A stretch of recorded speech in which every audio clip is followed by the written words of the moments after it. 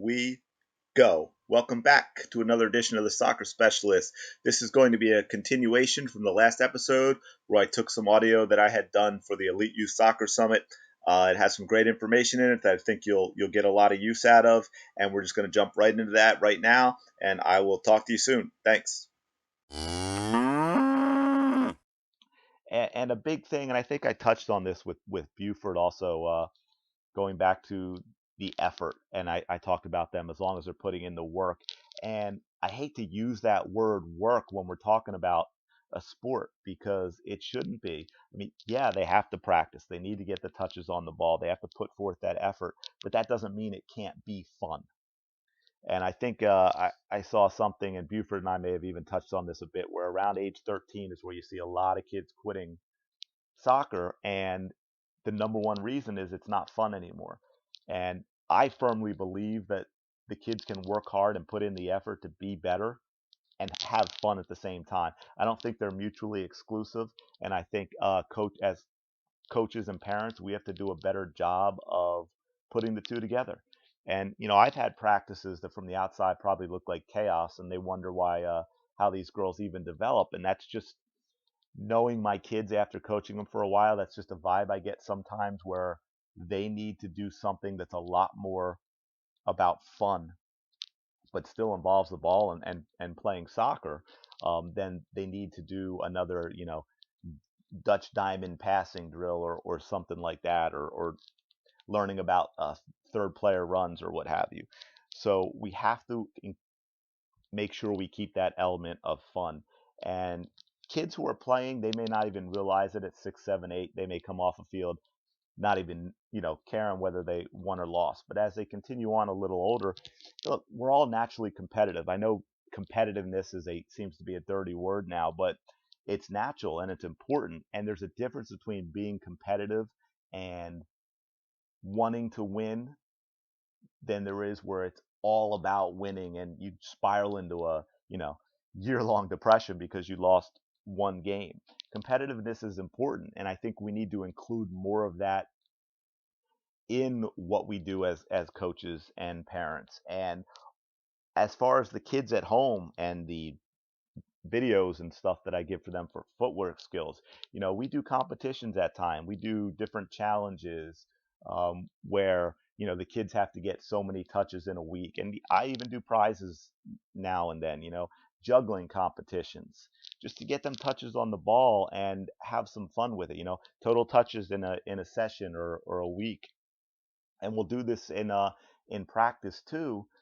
Sometimes to get them a little more competitive, and you can see the difference if I give them a simple warm up drill like foundations or an L behind or toe touches. Everyone knows toe touches. And I say, okay, 30 seconds of toe touches, and have them do it. And then I say, okay, 30 seconds of toe touches, who can get the most? Or first one to 100 toe touches. The intensity level and the focus is much different than when I just ask them to do it. So I think that's really important to try and add an element of friendly competition with their teammates, even if it's stuff they're doing individually at home. If they get into, and I did this when I was younger and playing, where I got into sort of a friendly competition with my some of my teammates as far as our juggling numbers.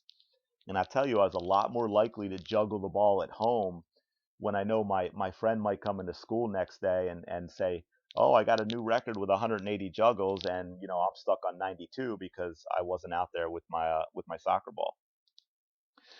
So that element of competition makes it fun. It makes them more likely to go out there and get touches on the ball, which, as I discussed in the presentation and why I put these videos here for you, is I think away from the team, that is the most important thing, is players getting out and getting touches on the ball and getting comfortable with the ball so that it almost becomes part of them, and they can take little touches with all different parts of their feet when they're under pressure in a game without having to think about it, so that they can keep the ball, they can create more time, because there's not a lot of time in soccer, create more time to make a good decision with the ball, whether it's to keep it, pass it, shoot it, or what have you. And not necessarily fancy moves, but just that ability to keep the ball at their feet under pressure and that helps develop confidence too. When they become comfortable with the ball at their feet, they have more confidence. They're more likely to keep the ball under pressure as opposed to just kicking it away because they're afraid it's going to get stolen. And some of the key points, three key points, one being a positive attitude, which goes back to what I mentioned about confidence. To play soccer, you have to be confident. You have to be comfortable with the ball at your feet, even under pressure. And this is why I encourage every child I train or coach to get lots and lots of touches on the ball in a variety of different patterns, which you'll see in the video, that allow them to get comfortable with all parts of each foot on the ball. Okay. And then that goes into technique in two different ways, both your footwork, right? Can the player use both feet as a dribble? Can they get their head up while doing so they can see the field and pick out a teammate, see where the space is? They have that ability to make short, sharp touches, not let the ball get too far away so that they lose control of it over time. You see this a lot with young kids. They let that ball get too far away from them. I think the master of this at speed and being able to change direction is Messi. If you ever watch Lionel Messi play and make those incredible runs up the field and beat 2, 3, 4 defenders, there's not a lot fancy to it. You don't see him throwing a lot of fancy moves, the Maradonas and the double scissors and all that. He's just very, very good at the short, quick touches that keep the ball at his feet. The ball never gets away from his feet. He's always able to make another touch if a defender comes at him, and he quickly changes direction without losing speed. And if you can do that and develop that rhythm with those short touches and control the ball, you go a long, long way as a soccer player. Another thing with technique is the vision. And I sort of kind of mentioned this when I started going into the footwork, and that's, can a player get their head up and see what's around them? And the more comfortable you are with the ball at your feet, and by doing things like these videos that are there for you and these different drills, that's what happens. You become comfortable with that ball. When you are and you can look up, the better able to see what's around you, both defenders and your teammate, and everything happens at an extremely fast pace. And players have a lot of things to think about. Just think of the simple act of receiving a pass. The kid has to decide as the ball's passed to them, okay, how hard is it? How soft is it?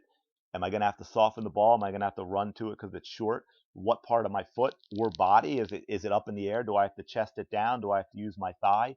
Inside of the foot, outside? Where do I want to take the touch? So where are the defenders? Where's the space? Do I want to take a touch with the outside of my foot to my left, with the inside of the foot to my right? Where are my teammates after I make that? I mean, there's a lot to think about for these kids, which goes back to what I said in the presentation about stop treating them like little adults, okay? They're not going to be able to play like Barcelona. They're not going to be able to play like Spain. And asking them to learn these higher level tactics at a young age and be able to pass the ball up the field and possess the ball for 10, 15, 20 passes is just ridiculous. Develop the individual player first and build out from there. Okay, it's a lot easier to teach them the higher level tactics when they're older and they're very good 1v1 players than it is to do it the other way around. Okay, I know this seems sort of like an odd place to stop, but the topic sort of shifted there. I'm going to leave that for another episode. We still have a little more relevant information, and I think you'll get some use out of from this talk from the Elite Youth Soccer Summit. Don't forget, you can go to thesoccerspecialist.com/podcast for other episodes. Obviously, if you've downloaded an app such as Spotify or Anchor right to your phone, you're good to go already. But if you do go to the site, also you can get some of the free videos that I talked about in this episode. If you were wondering, you can get hold of them for you if you're the player or the parent for your kid or what have you. And I appreciate you listening. I will talk to you in the next episode.